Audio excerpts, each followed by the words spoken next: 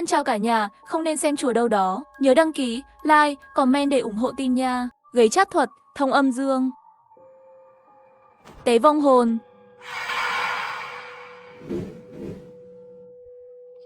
Ngựa giấy đi ngàn dặm. Người giấy hiển linh.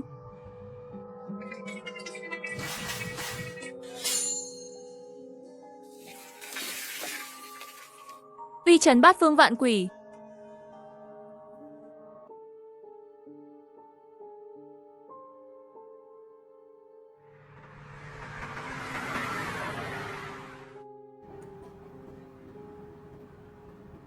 Bác Tài, còn bao lâu nữa có thể đến Vân Thành?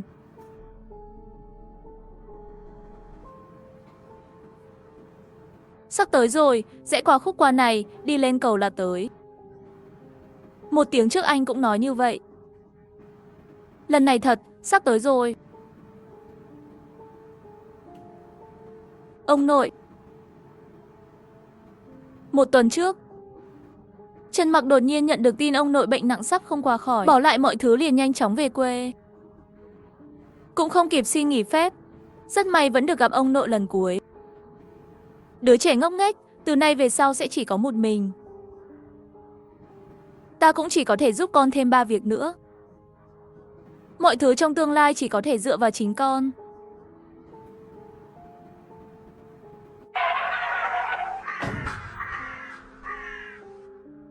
Sao vậy? Bác Tài, anh bị gì vậy? Có biết lái xe không?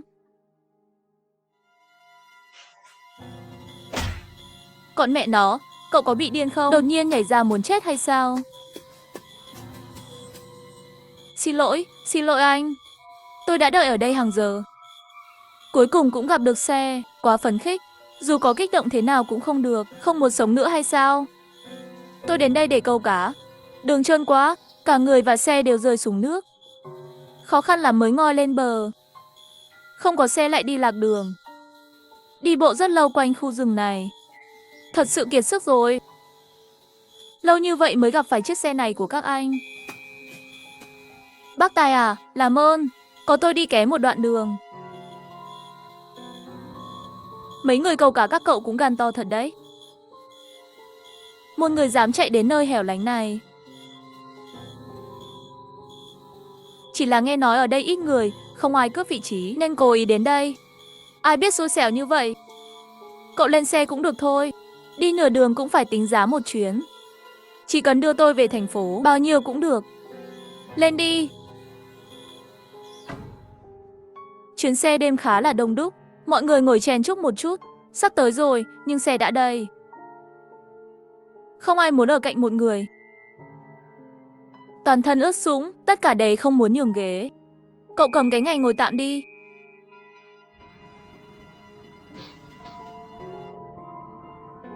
Cái gì hôi thế? Xin lỗi.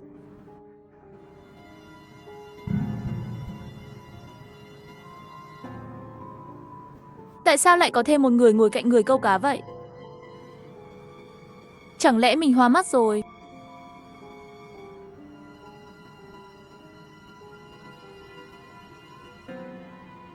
Mọi người đều có chỗ ngồi, vừa rồi còn ghét bỏ.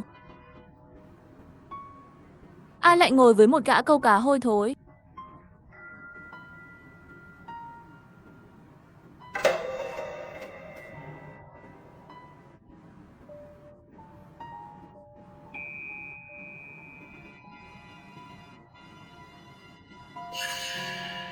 Không đúng, đáng lẽ là 7 người, đâu ra tận 8 người. Trần Mặc giật mình, mở to mắt và đếm lại ngay lập tức. Nhưng dù đếm thế nào, trên xe đều có 7 bóng người. Có thêm một bóng người. Chẳng lẽ trước đó đã có người lên xe? Bởi vì mình ngủ thiếp đi nên không biết. Chị ơi, xin hỏi trên đường xe này tổng cộng dừng mấy lần? Chỉ có một lần khi nãy. Vừa rồi tổng cộng có mấy người lên đây? Một người, không phải 2 người sao? Cậu còn trẻ mà. Mắt tệ đến như vậy sao? Không phải chỉ có một người câu cá sao? Cả người bốc mùi hôi thối. Cái tên tài xế keo kiệt bây giờ làm sao mở điều hòa không khí cao như vậy? Lạnh như thế này là muốn làm người khác cảm lạnh sao? Trong sự tĩnh mịch, Trần Mặc dựng từng đợt tóc gáy. Xe chỉ dừng một lần, chỉ còn một người. Cũng có nghĩa là trong xe thật sự có thêm một người. Bóng người ngồi sát bên cạnh người câu cá. Người câu cá dường như không cảm thấy gì cả. Không chỉ hắn, các hành khách khác cũng vậy. Như thể người này không có trên xe.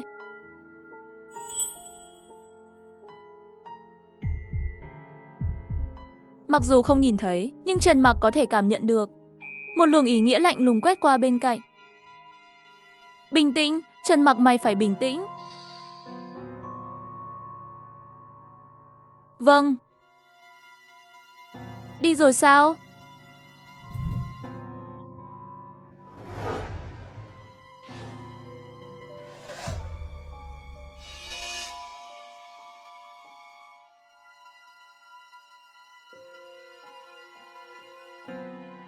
Lại biến mất. Một mùi ẩm ướt.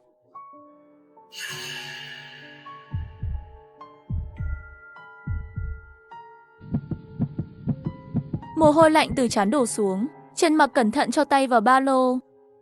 Chạm vào một cái gì đó được bọc trong vải đỏ.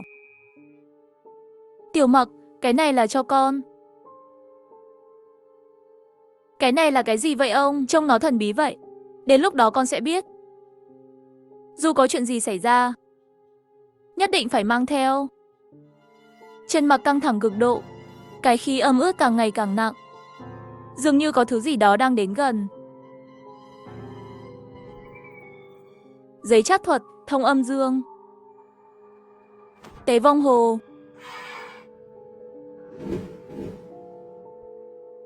Ngựa giấy đi ngàn dặm. Người giấy hiển linh. Nhất điểm Diêm Vương xuất hiện.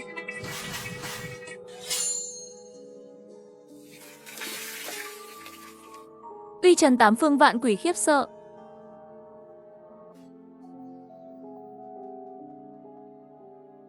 Trong xe vẫn rất yên tĩnh. Không khí lạnh và ẩm ướt đã biến mất.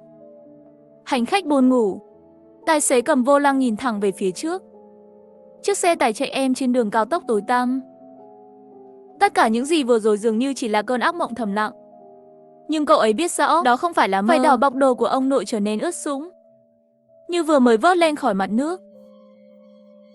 Trần Mặc nhanh chóng đến số người trên xe. 10 người. Thứ đó sợ hãi mà chạy đi rồi. Trần Mặc đếm lại mấy lần. Khi xác định trên xe thực sự chỉ có 10 người, cuối cùng cũng thở phào nhẹ nhõm.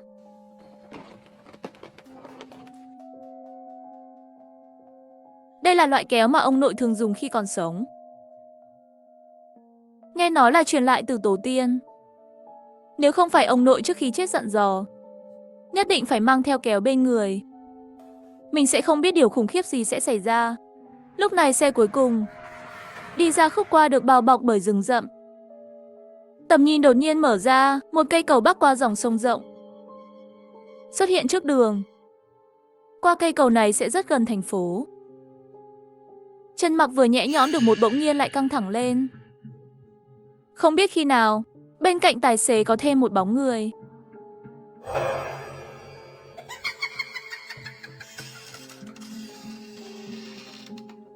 Dừng xe.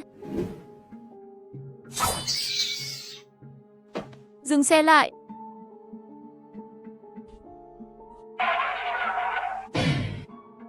Con mẹ nó đây chẳng phải là muốn lao xuống nước sao? Cây cầu rộng như vậy cũng có thể chạy lệch. Xe của anh có phải có vấn đề gì không? Đúng vậy. Tí thì đi gặp Diêm Vương, mẹ nó. Con đường này mở chưa đến 100 lần, cũng có 8-90 lần rồi, dù có nhắm mắt. Làm sao có thể lái xe lao xuống sông được? Anh còn có thể nói như vậy, rõ ràng là bạn mệt mỏi, lái xe ngủ gật. Cũng may có chuyện gì lớn, toàn bộ người trên xe gặp chuyện. Anh lấy gì để bồi thường? La hét cái gì? Các ngươi từng người vẫn ổn đấy sao? Nếu không phải các người vội đến thành phố, tôi đâu phải lái xe muộn thế này. Xe của tôi hỏng, tôi tìm ai để bồi thường? Nói thật không có lý lẽ. Chúng tôi ngồi xe cũng không phải là không trả tiền. Anh tính phí gấp đôi tiền xe, còn không biết ngại. Trần Mặc không có tâm trạng để tranh luận những điều này. Hắn có thể cảm nhận được cái lạnh ẩm ướt khó chịu đó không hoàn toàn biến mất, mà nó cứ quanh quẩn xung quanh. Quả thực là linh hồn không tan. Không đuổi hắn đi hoàn toàn, coi như thoát được kiếp này, con đường phía sau cũng sẽ không yên bình.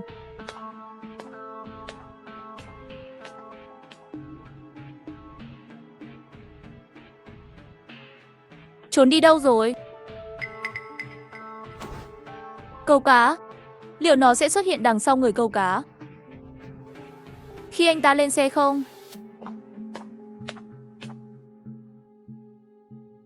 Người câu cá lúc này đang ngồi xổm sang một bên với thùng câu cá, thỉnh thoảng đầu gật gật một cách buồn bã, một vẻ mặt xui xẻo đến cực điểm.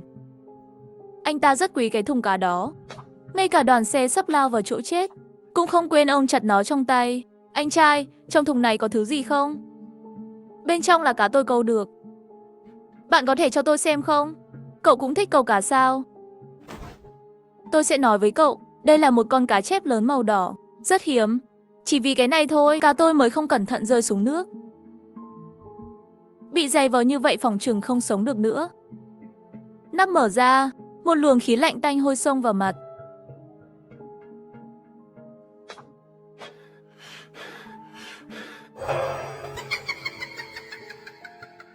Đâu có cá chép đỏ nào, rõ ràng là một đôi giày cao gót màu đỏ. Mau đổ cái này đi. Sao có thể, cho dù chết cũng không thể đổ. Vì con cá này mà tôi đã xui xẻo biết bao. Ấy thế mà lại phải về tay không? Nỗi khổ hôm nay không phải là vô ích sao? Nhìn rõ đi, bên trong thùng không phải là cá. Đây không phải là cá. Thì là cái gì? Cậu em à, cậu ổn chứ? Tôi câu được con cá này khiến cậu ghen tị. Biểu cảm nghiêm túc đó chắc chắn không phải là không thừa nhận, cũng không phải nhìn nhầm đâu. Nhưng trong mắt hắn, đó thực sự là một con cá chép lớn màu đỏ. À, cậu có bị điên không? Anh xem lại xem có phải là cá không? Không phải cá thì còn gì nữa? Giày cao gót này đâu ra?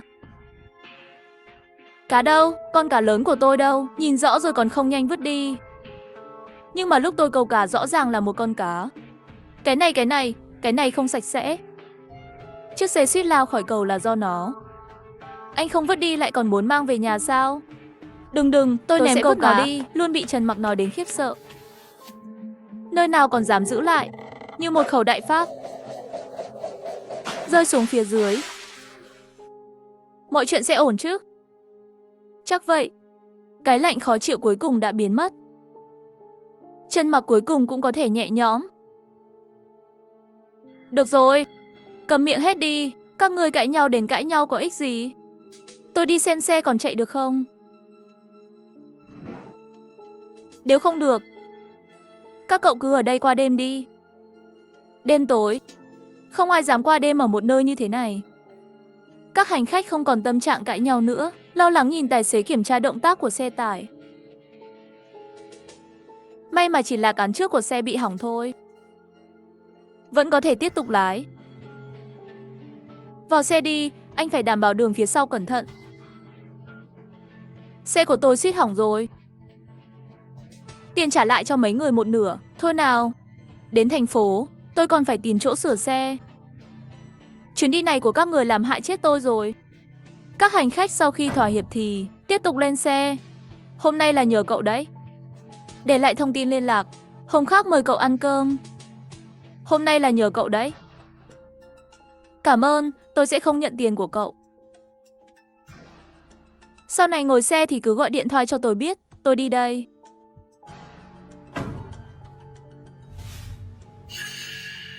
Tôi không phải là người cuối cùng xuống xe sao? Phía sau còn có.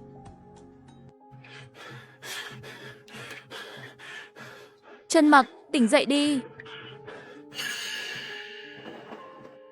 Tại sao giấc mơ này lại hỗn loạn như vậy? Lúc mơ thấy ông nội đang nói cái gì, lúc lại nghe thấy tiếng nước tích tắc, như thể nhà bị rò rỉ nước. Thanh niên đẹp trai nếu không thuê tiếp thì nhanh chóng dậy đi. Vượt quá thời gian trả phòng là phải tính thêm tiền. Tớ liền đây.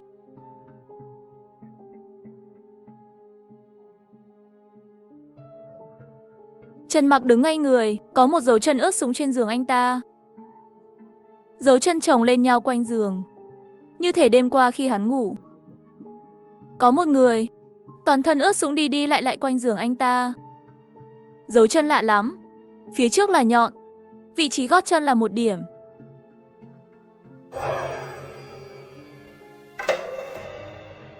Giày cao gót. Trần Mặc cảm thấy da đầu đột nhiên tê dại. Nếu tối qua quên lời dặn dò của ông nội, không để kéo bên cạnh, không biết sẽ xảy ra hậu quả gì. Trần Mặc trả phòng trong thời gian nhanh nhất. Chạy ra đường, tiếp xúc với ánh sáng mặt trời. Tại sao lại là giày cao gót? Chiếc giày đó không phải đã vứt rồi sao? Chào anh. Tôi là người câu cá hôm qua. Bạn có thấy tin tức không? Hôm qua tài xế xe đen của chúng ta bị tai nạn. Trần Mặc trong lòng nhất thời đập thình thịch một chút. Vào đêm khuya ngày hôm qua, hắn chết rồi, không biết tại sao lại lật xe, sau đó chìm trong nước. Hắn chết rồi. Cậu bạn, cậu nghĩ cái chết của anh ta là một tai nạn sao? Sao lòng tôi lại hoảng thế nào? Nếu không chúng ta cùng nhau ăn cơm đi, tôi luôn cảm thấy việc này. Được, anh đến tìm tôi. Cậu em Mạc thấy gì không? Cậu nghĩ đây là chuyện ngoài ý muốn hay là do cái thứ đó làm? Tôi vốn không tin mấy chuyện này, nhưng sau đêm qua, không phải là tai nạn. Làm sao cậu biết được? Nhìn xem chân anh ta đang mang gì đi. Chỉ thấy tài xế một chân mang giày cao gót màu đỏ. Quần da xám và cái này cho thấy rõ được sự tương phản rõ rệt. Thật kỳ lạ. Giày màu đỏ. Là nó, giày cao gót màu đỏ.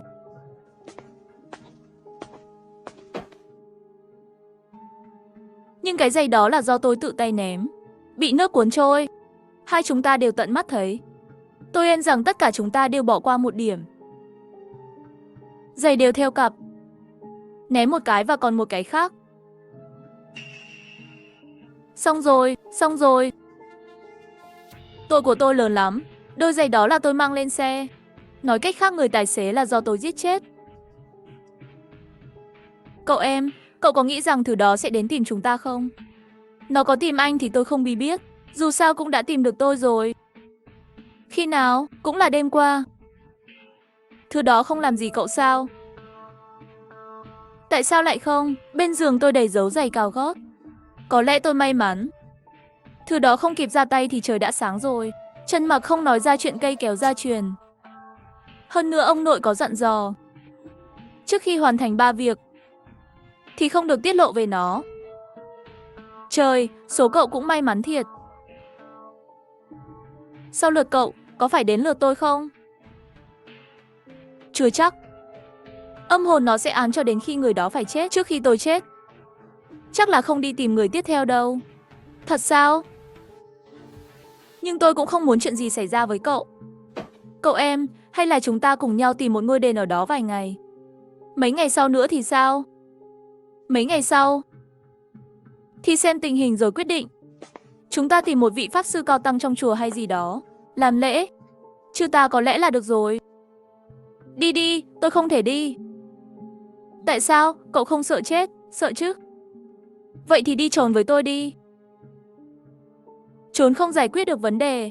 Gặp phải chuyện này không trốn còn có thể làm gì? Vậy cậu có cách nào không? Trần Mặc không trả lời, chỉ nghĩ thôi. Cái thằng này, cậu may mắn một lần không xảy ra chuyện. Không thể nào ngày nào cũng may mắn được. Cảm ơn lòng tốt của anh. Anh đến chùa có thể có tác dụng, nhưng với tôi thì nó vô nghĩa. Tôi còn có việc. Tôi đi trước đây. Tại sao lại vô nghĩa với bạn? Nói rõ đi. Cậu đi thật đấy. Đi đâu vậy? Chợ tang lễ. Chợ tang lễ? Đừng nói thằng nhóc này nghĩ không thông, nên muốn chuẩn bị tang lễ trước. Trần Mặc kéo tay áo ra, có một đường màu đen mỏng trên cổ tay. Đây gọi là dây âm cực, biểu tượng của khi bị âm hồn ám theo. Nghe ông nội nói, đường màu đen này sẽ tăng lên khi tiếp xúc với âm vật và tiếp tục dài ra. Cái này đã có nửa cm rồi. Ảo thế vô danh. Giấy chát thành hình. Nhỏ máu triệu hồi quỷ. Tạm thời thế thân. Ông ơi, con thành công rồi. Tiểu Mặc, còn sinh nhầm giờ. Nén hút mạnh âm. Cả đời nhớ những thứ đó vây quanh.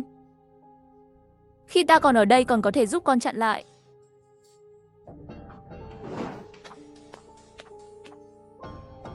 Lần này tao ra đi, những thứ đó nhất định sẽ tìm đến con. Vạch âm này xuất hiện nó chính là dấu hiệu. Nếu nó dài qua khứu tay, âm thịnh dương suy, trăm con quỷ bám lấy thân, hết sức sống. Ta cũng chỉ còn có thể làm cho con 3 việc. Ông nội nói kéo không rời khỏi người. Không ngờ gặp thứ đó nhanh như vậy. Bây giờ vạch âm đã xuất hiện. Trốn ở đâu cũng vô dụng. Chỉ có thể liều chết.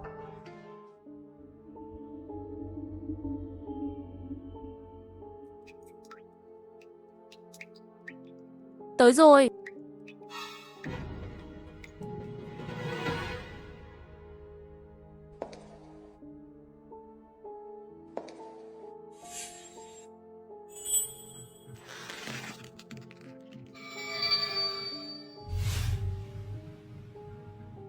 Ngay bây giờ. Biến mất đi.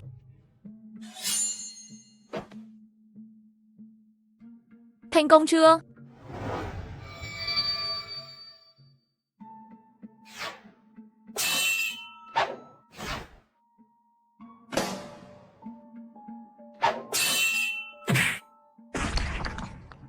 Đủ rồi, đến đây là kết thúc.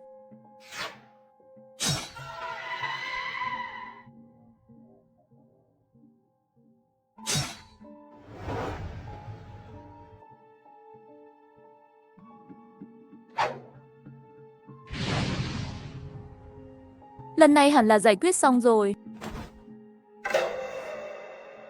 Xuất hiện từ khi nào?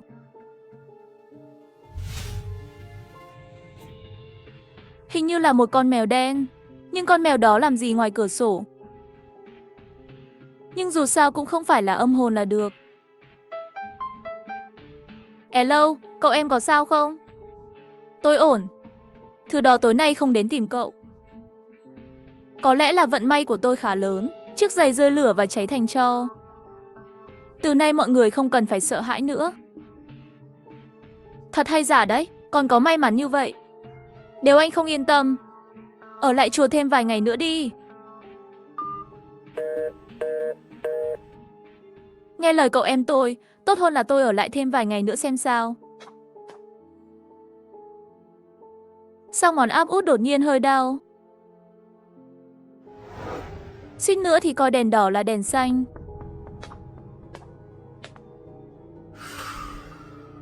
Xem ra dạo này thức khuya quá nhiều. Tinh thần có chút hoảng hốt rồi. Sao không thấy cái kéo nữa? Một thứ quan trọng như vậy không thể bị mất.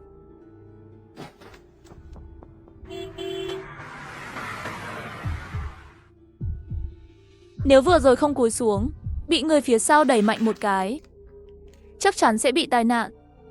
Nhưng đằng sau hắn không có ai. Toàn bộ ngã tư, chỉ có một mình cậu ta chờ đèn đỏ. Nếu không có ai, ai vừa đẩy tôi? Phải nhanh chóng rời khỏi đây. Đèn xanh.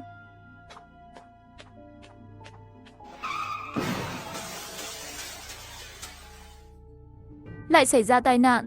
Gọi cảnh sát đi. Mẹ ơi, thật đáng sợ. Một tuần có tới 4 vụ, tất cả đều ở cùng một nơi. Đường này không sạch sẽ. Anh Di Đà Phật, mặt không thấy tâm không phiền, chạy là thượng sách.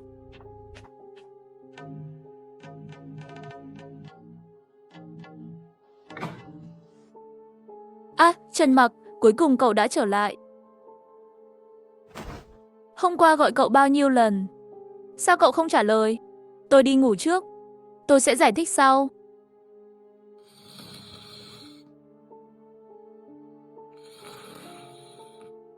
Trong sự mơ hồ, Trần Mặc mơ một giấc mơ kỳ lạ. Trong mơ có một người thân thể tan vỡ, đứng bên giường hắn, liên tục vẫy tay với cậu ấy. Cậu ấy không thể nghe thấy người đó đang nói gì, cũng không nhìn rõ dáng vẻ của hắn, nhưng đôi mắt trên mặt lại rõ ràng khác thường. Hai mắt đỏ ngầu nhìn chằm chằm Trần Mặc.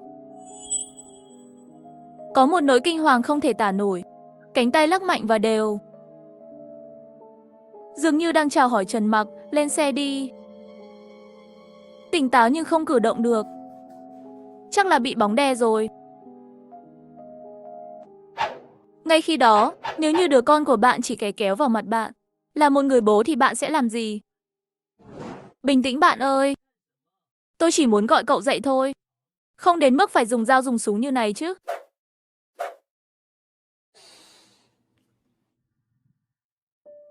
Xin lỗi, khi nãy gặp ác mộng. Tôi nói này, gọi cậu khô cả họng mà cậu vẫn không tỉnh. Ha ha, người anh em, cậu đã ngủ cả ngày rồi. Không ăn không uống là muốn tu tiên sao? Hi hi. Bây giờ nhà ăn còn cơm không? Cậu cũng không xem mấy giờ rồi. Chắc là hết rồi. Nhưng chúng ta ra ngoài ăn thì sao? Đại ca mời cậu em một bữa. Đợi đại ca ở nhà hàng lẩu.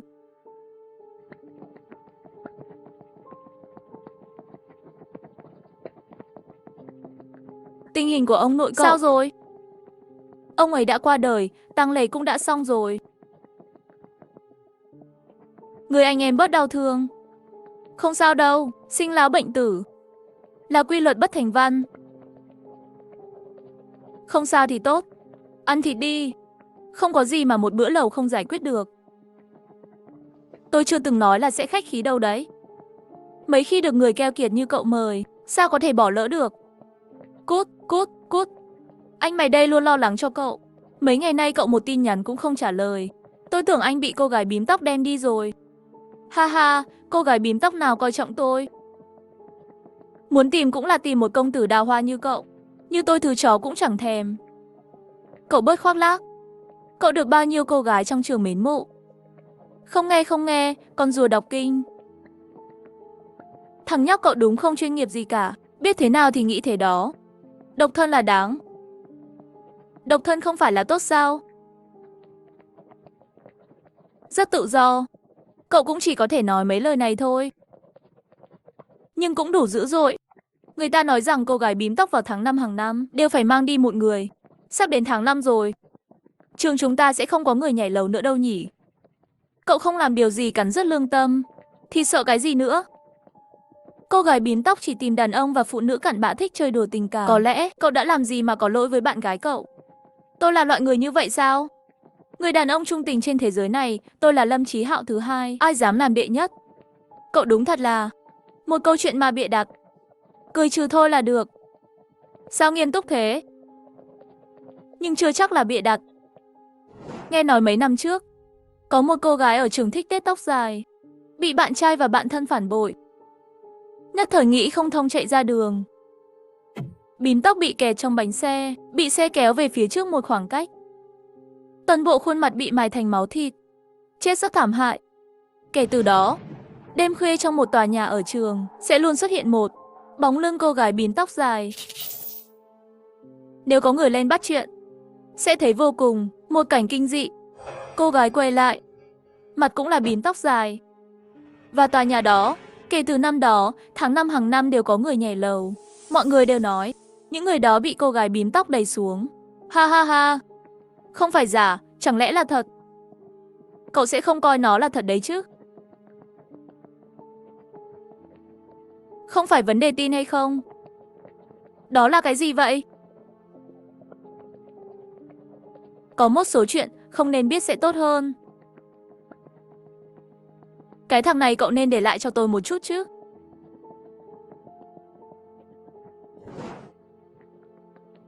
Hey si, một tháng nữa là tốt nghiệp. Cũng không biết Sau này chúng ta còn bao nhiêu cơ hội ăn cơm cùng nhau. Dù sao thì tôi cũng sẽ ở lại Vân Thành, trừ khi cậu đi nơi khác. Nếu không chúng ta vẫn có thể gặp nhau thường xuyên. Bố mẹ tôi muốn tôi về quê. Bên kia có mọi thứ. Nhưng anh cũng biết bạn gái tôi là người ở đây. Tôi mà đi thì mối tình này cũng tan vỡ. Tôi vẫn chưa nghĩ xong. Còn cậu thì sao? Đã quyết định rồi. Làm gì mà nhanh thế? Có thể coi là thợ thủ công dân gian đi. Tôi nói, người anh em mà, công việc thợ thủ công dân gian của bạn là gì? Sau này cậu sẽ biết. Dưới sự thuyết phục của Lâm Tử Hạo, Trần Mặc định ở lại trường thêm một đêm nữa. Ngày mai lại đến nhà ông nội để lại cho cậu ấy. Khi anh ấy ở một mình vào ban ngày, có thể đụng phải mấy thứ không sạch sẽ, chưa kể đến đêm. Trường học nhiều người, tương đối an toàn. Đến tôi mà cậu còn giấu giếm. Có phải cậu không coi em là anh em nữa không? Đúng vậy. Con mẹ nó, cậu cũng quá đáng rồi, vừa ăn xong lẩu xong liền trở mặt. Đang nói, thì Trần Mạn đột nhiên quay đầu lại nhìn về phía sau. Sao vậy? Cậu có nghĩ là có gì đang theo chúng ta không?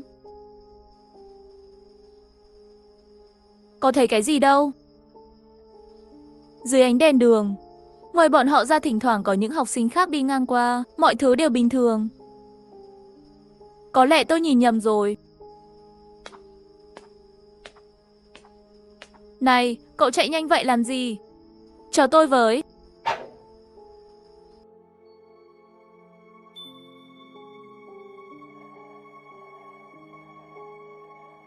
Đi thôi, tôi đến đón cậu đây. Lại đến rồi, vẫn là người nứt nẻ đó.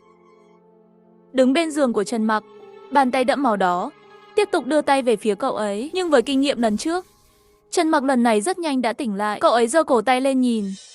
Vạch âm của Nhiên trở nên dài hơn. Là người chết trong tai nạn xe hơi. Đôi mắt của người đàn ông trong giấc mơ, giống hệt mắt của người bị tai nạn xe. Cái này với khói mù cũng giống nhau. Giống như một nỗi ám ảnh trước khi chết. Muốn giải quyết cơn ác mộng, không thể giống như đối phó với giày cao gót, dùng thân người giấy, mà là tìm ra người đó muốn làm gì. Giúp hắn hoàn thành tâm nguyện. Trần Mặc nghĩ đi nghĩ lại, mở điện thoại ra tìm kiếm vụ tai nạn xe hơi trong ngày. Tài xế xe tải bị thương nặng, tài xế taxi tử vong tại hiện trường. Và cái nhìn cuối cùng trước khi chết, nhìn về hướng Trần Mặc. Cho nên hắn xem mình như khách của hắn. Nhưng tôi không thể đi với anh ta. Xem ra hoàn thành tâm nguyện cái này không được. Vậy thì chỉ có thể dùng cách khác. Để tài xế biết anh ta đã chết. Đừng nghĩ về cuộc sống của anh ấy nữa. Yên tâm lên đường. Nhưng làm như vậy có rủi ro. Trong trường hợp tài xế không thể chấp nhận sự thật là mình đã chết, bắt đầu điên cuồng sẽ rất nguy hiểm. Thợ giấy chát có một lợi thế rất lớn. Trần Mặc nhanh chóng có ý tưởng, ghi tên và ngày sinh của tài xế vào điện thoại. Sau đó cắt kéo vào không khí. Nằm xuống và ngủ lại. Sau nửa đêm không còn ác mộng, Trần Mặc sáng sớm đã thu dọn đồ đạc xong rồi. Ăn sáng xong liền đi. Anh Mặc, cậu thật sự đi như này à? Thật không đáng mặt anh em, cũng không đợi tôi. Hãy lắng nghe những gì cậu đang nói. Đó là những lời may mắn sao? Các cậu đều có việc làm. Tôi là người duy nhất còn lại trong ký túc xá, trái tim tôi trống rỗng. Cậu cũng đừng lộn xộn nữa. Cho dù là ở lại thành phố đám mây hay về quê hương, phải lên kế hoạch sớm. Cậu nghĩ tôi không muốn? Nói xong Lâm Tử Hạo lại ngáp thêm mấy cái nữa. Tinh thần ủ rũ, Trần Mặc phát hiện dưới mắt có vòng đèn. Ấn đường còn có chút tối tăm. Tối qua cậu ngủ không ngon. Tôi mơ giấc mơ kỳ lạ, mơ thấy tôi lái xe cả đêm. Vòng lặp liên tục trên một con đường. Sao cũng không tìm được đường ra. Mệt chết tôi rồi. Lái xe. Trần Mặc có mí lại. Sáng nay thức dậy, toàn thân bốc mùi chua. Giống như chạy cả đêm vậy. Cậu nói nó có lạ không? Tôi có bị mộng du không? Có lẽ thế. Hạo tử, quê tôi có cách này. Rất hữu ích cho loại giấc mơ như thế này. Có muốn nghe không? Thật sao? Cách nào vậy? Hít thở vào người giấy này. Mang theo bên người. Lâm Tử Hạo cầm người giấy trong tay, Chẳng biết cười hay khóc, người giấy có thể chữa mộng du. Sao tôi chưa từng nghe qua? Phương pháp địa phương ở quê tôi, cậu có thể nghe nói mới lạ. Chúng tôi có câu, cho dù đó là giấc mơ kỳ lạ hay mộng du, tất cả đều là tâm thần không ổn định. Hít thở cho người giấy. Nó có thể chịu đựng những điều tồi tệ cho cậu. Tinh thần của cậu tốt rồi, đương nhiên sẽ không còn gặp ác mộng nữa. Này. Nhóc này nói chuyện cũng có lý. Suýt nữa là tin thật. Chó cắn lã động tân, không biết lòng người tốt. Cậu không tin thì trả lại cho tôi. Này, tôi đâu có nói không tin. Dù sao sự thật cũng không cần tiền. Sao tôi không tin? Lâm Tử Hạo nghiêng người đi, hít thở vào người giấy. Nhét người giấy vào túi áo. Trần Mặc lúc này mới yên tâm. Loại người giấy nhỏ này gọi là giấy tránh thiên tai. Mặc dù không thể trực tiếp thay thế cái chết như người giấy thay thế, nhưng nó cũng có thể giúp mọi người tránh những thứ bẩn thỉu. Tác dụng cũng giống như bùa bảo vệ. Mặc dù không chắc chắn Lâm Tử Hạo có phải bị dính khí âm không, có một cái gì đó để cứu trợ thiên tai cho cậu ta. Phòng ngừa cũng tốt.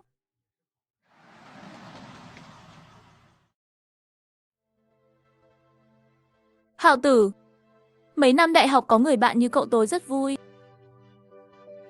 Cảm ơn cậu, đợi tôi ổn định. Mời bạn ăn lẩu. Một bữa sao được, phải 3 bữa trở lên. Đi đây.